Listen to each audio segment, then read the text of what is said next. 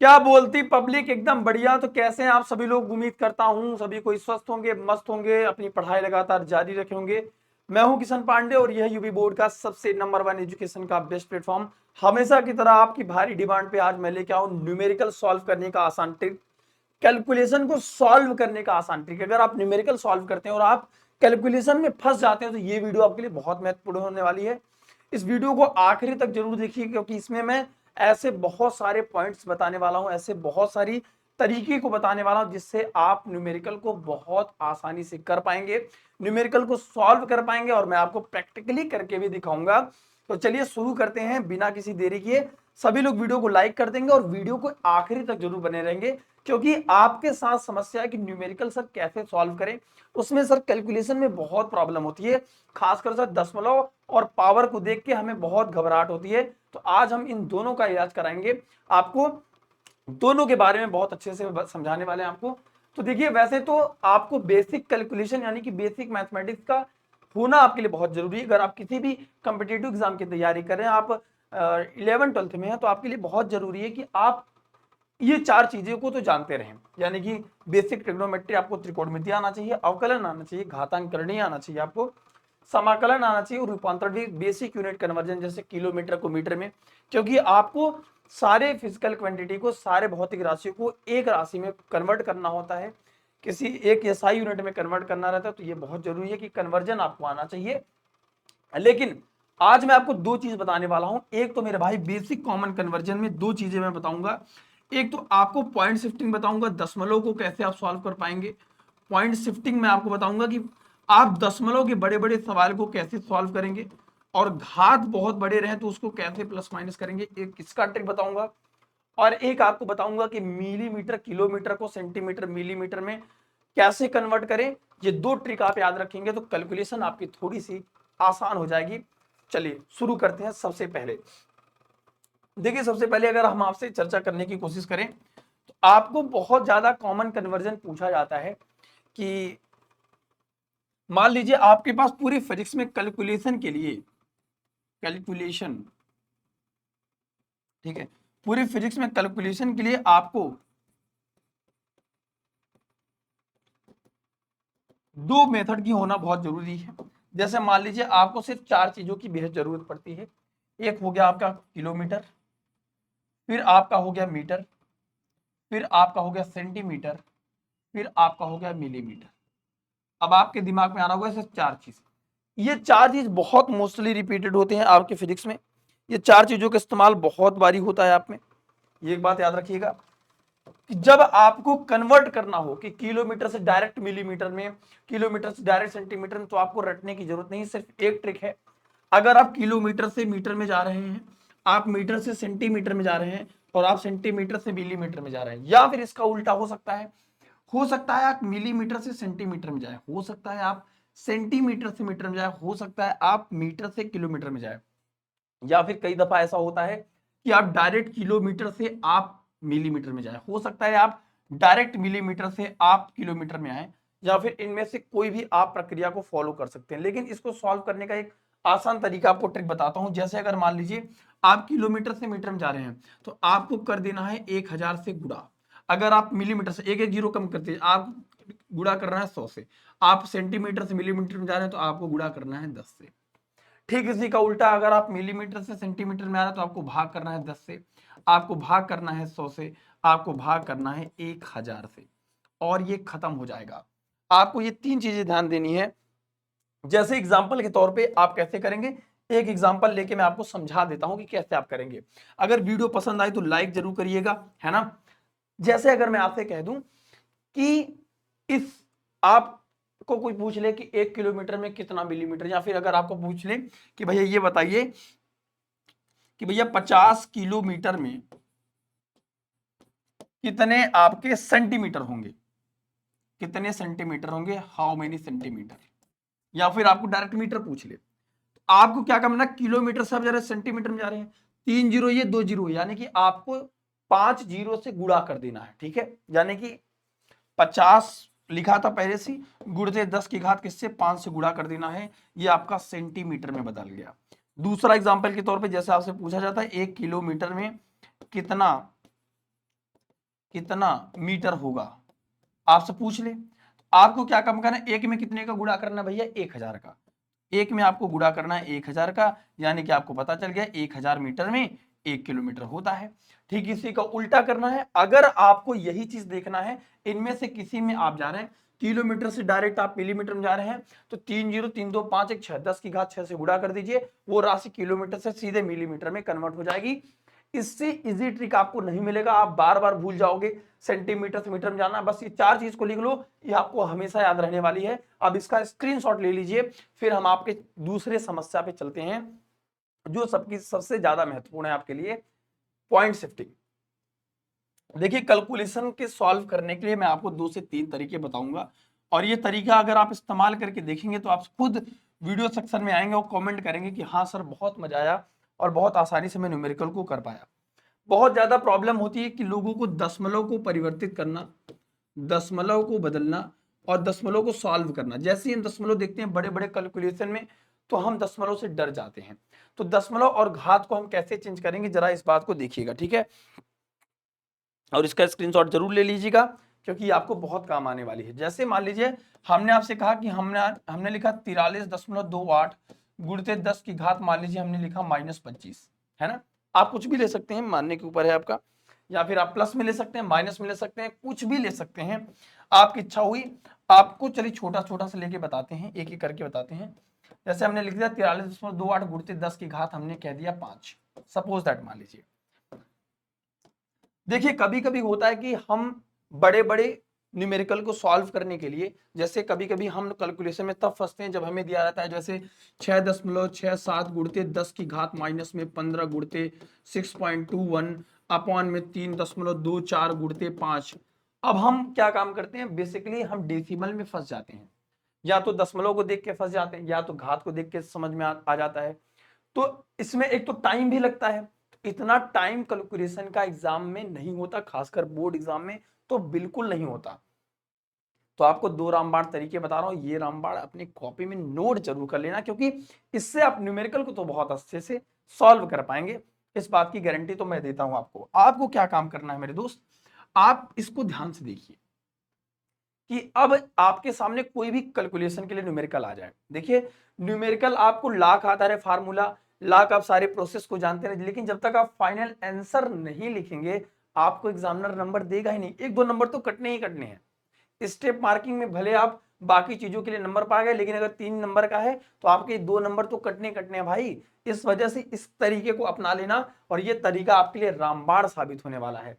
देखिए आपको क्या काम करना है, जैसे मान लीजिए दशमलव के आप इधर जा रहे हैं तो आपको घात करनी है कम। अगर आप दशमलव की इधर आ रहे हैं तो आपको घात में क्या करनी है, जोड़नी है। जितने अंक जाएंगे उतनी घात इधर घटेगी, जितना अंक आप इधर बढ़ेंगे, ये आपका हो गया राइट साइड, ये आपका लेफ्ट साइड। राइट साइड जाने पे आपको घटाना है और लेफ्ट साइड जाने पे आपको जोड़ना है, बस इतनी ही सी काम आपको करनी है। लेकिन सवाल ये आता है कि ये कब करना है, अगर घात में माइनस रहेगा तो ठीक इसका उल्टा हो जाएगा। घात में माइनस रहेगा तो आपको जोड़ना पड़ेगा, घात में आपका माइनस रहेगा तो इधर जाने पे आपको घटाना पड़ेगा। ठीक है, चलिए करके दिखाते हैं एग्जांपल के तौर पे। सपोज दैट आप इसी न्यूमेरिकल को आप ऐसे सॉल्व कर रहे हो, जैसे आप एक डिजिट इधर आ जाइए, आप इसको लिख दिए 432.8 गुणित, अब आपने एक अंक इधर क्रॉस किया तो 10 की घात में से कम कर दीजिए, 10 की घात 4 कर दीजिए। डायरेक्ट करने का ये तरीका है, वरना बहुत से लोग ऐसे करते हैं 43.28। देखिए 2 स्टेप आप एक्स्ट्रा करेंगे, 10 की घात 5 है, अब आप दशमलव हटाएंगे, दशमलव के बाद 2 अंक है तो 2 जीरो बढ़ाएंगे, फिर आप इसको ऊपर ले जाएंगे, फिर उसमें से घटाएंगे या फिर काटेंगे। आपको सिर्फ प्लस माइनस का ध्यान रखना है, आप दाहिने साइड जा रहे हैं घटाते जाइए। तो यहां से 10 की घात 4 हो गया, या तो आपको इसको सीधे 4328 गुणित 10 की घात 3 लिख सकते थे आराम से।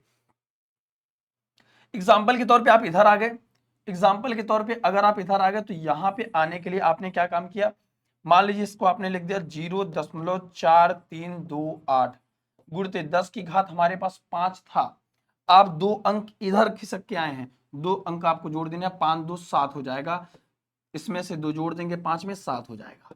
याद रखेंगे पॉइंट शिफ्टिंग बहुत जरूरी होता है, क्योंकि दशमलव को छोटा करने के लिए, दशमलव को आसान बनाने के लिए आपको ये तरीका बहुत अपनानी पड़ेगी। तो इस ट्रिक को थोड़ा सा याद रखेंगे। इस ट्रिक में हमने क्या महत्वपूर्ण सीखा है कि अगर दशमलव में आप दाहिने साइड जाते हैं, राइट साइड ऐसे जाते हैं, तो आपको पावर में घटाना है, लेकिन याद रखना कि पावर आपका क्या हो, प्लस या माइनस में होना चाहिए। तो मतलब माइनस होगा ठीक, इसी का उल्टा हो जाएगा, सिंपल बात है। हम जोड़ ही रहे हैं, इतनी बात को हम ध्यान रखेंगे, ठीक है। तो चलिए थोड़ा सा हम आगे बढ़ लेते हैं कि अब एक तरीका और आता है कि सर ये सब तो ठीक है, दशमलव भी सर कन्वर्ट कर लेते हैं, लेकिन सर इतने बड़े कैलकुलेशन को हम कैसे सॉल्व करेंगे। देखिए दुनिया भर में आपको तमाम वीडियो मिल जाएंगे, लेकिन मैं आपको जो सच्चाई है वही मेरे दोस्त मैं आपको बताने वाला हूं। आप किसी एग्जामिनेशन की तैयारी करें, अगर आप इस वीडियो को देख रहे हैं, अगर हमने आपसे प्रॉमिस किया तो मैं आपको एकदम सही चीज बताऊंगा। देखिए कैलकुलेशन कोई टीचर आसानी से कैसे कर पाता है, और आप कैलकुलेशन में आप उसमें कैसे फंस जाते हैं, उसमें दो कारण है, मैं आपको बता देता हूं। आपको कुछ नहीं करना है, आपको सिर्फ एक काम तरीका, जो जेन्युइन तरीका है उसको जरा जान लीजिए। मैं सबसे पहले उसको बताना चाहूंगा आपको। देखिए कई दफा ऐसा होता है कि आपको ऐसे क्वेश्चन पकड़ना है, ऐसे क्वेश्चन को पकड़ना है, step first question with answer, जिसका आंसर आपको गिवन रहे। अगर आप क्लास 11th में है तो क्लास 11th के एग्जाम्पल उठा लीजिए, सपोज दैट सॉल्व एग्जाम्पल उठा लीजिए आप, ठीक है। पहली बात ध्यान से सुनिए मेरी बात, ये बहुत जेन्युइन तरीका, इससे आपकी कैलकुलेशन 110% स्ट्रांग होगी। बाकी के कैलकुलेशन के लिए मैं और भी वीडियो आपके लिए बता दूंगा, मतलब जैसे बड़े बड़े टेबल्स की ट्रिक, ये सब चीजें आपको कमेंट सेक्शन करिएगा, अगर आपको जरूरत होगी तो इस पे आपके भारी डिमांड पे जैसे मैं ये वीडियो लेके आया हूं, वैसे वो वीडियो भी आपके लिए लेके आऊंगा।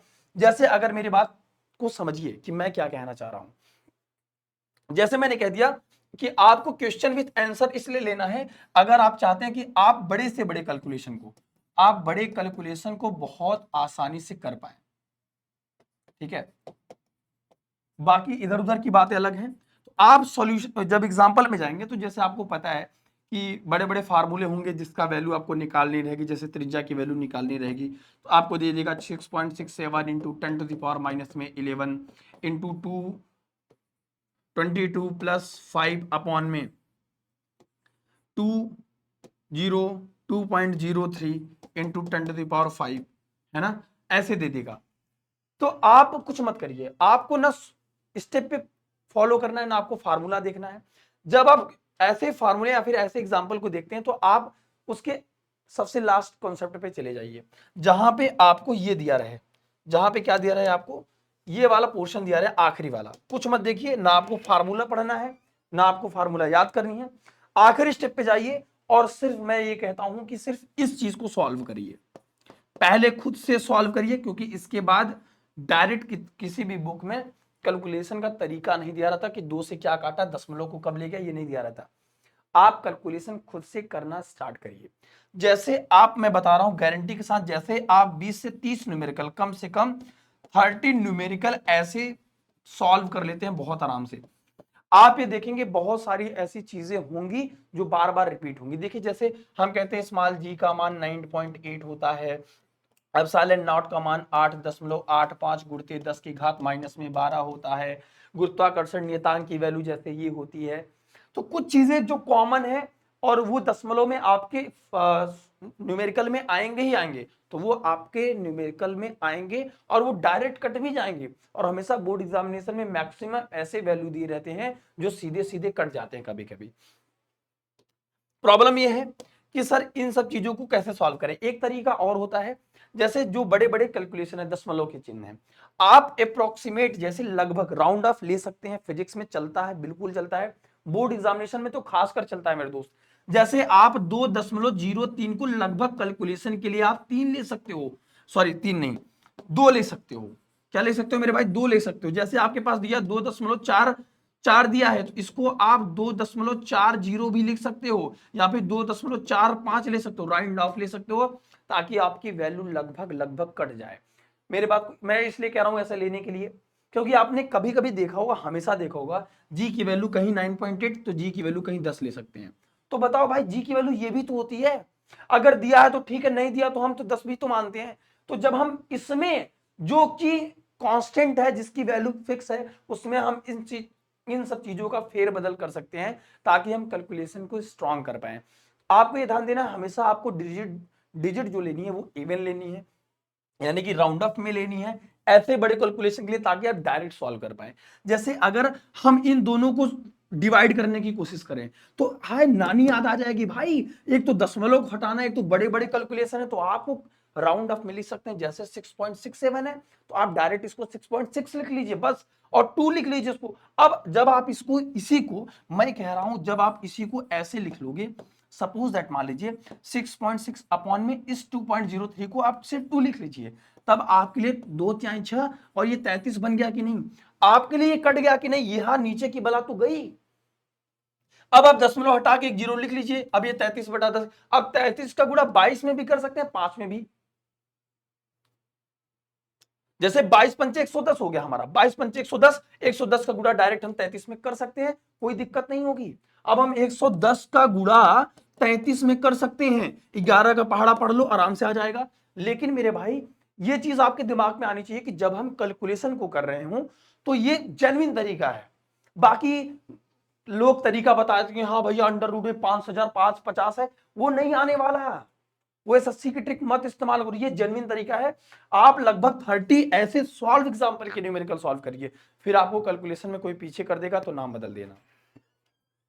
तो सभी लोग वीडियो को लाइक करेंगे मेरे भाई, और इस तरीके को जरूर अपना के देखेंगे कि कैसे हम न्यूमेरिकल को सॉल्व करते हैं, ठीक है। और यही बेस्ट टेक्निक है आपका, ठीक है। और इस दशमलव की शिफ्टिंग के लिए मैंने आपको ये बता दिया, और फिजिक्स के लिए तो रामबाण है, ठीक है। अगर वीडियो आपको पसंद आई, आपको लगता हो कि ये चीजें आपके लिए आसान है, इसको इंप्लीमेंट करके देखिएगा, और बाकी के न्यूमेरिकल में आप कैलकुलेशन आसानी से कर पाएंगे। अगर आपको किसी भी प्रकार की प्रॉब्लम है तो कमेंट सेक्शन में जरूर बताइएगा, क्योंकि अगर आपको किसी भी चीज पे वीडियो चाहिए तो वो भी बताइएगा, आपको मिल जाएगी। और वीडियो को लाइक करिएगा, वो वीडियो को हर उस दोस्त तक जरूर शेयर करिएगा जिसको कैलकुलेशन में प्रॉब्लम होती है। मिलते हैं छोटे से ब्रेक के बाद। थैंक यू सो मच प्यारे बच्चों, love you all, take care, जय हिंद जय भारत।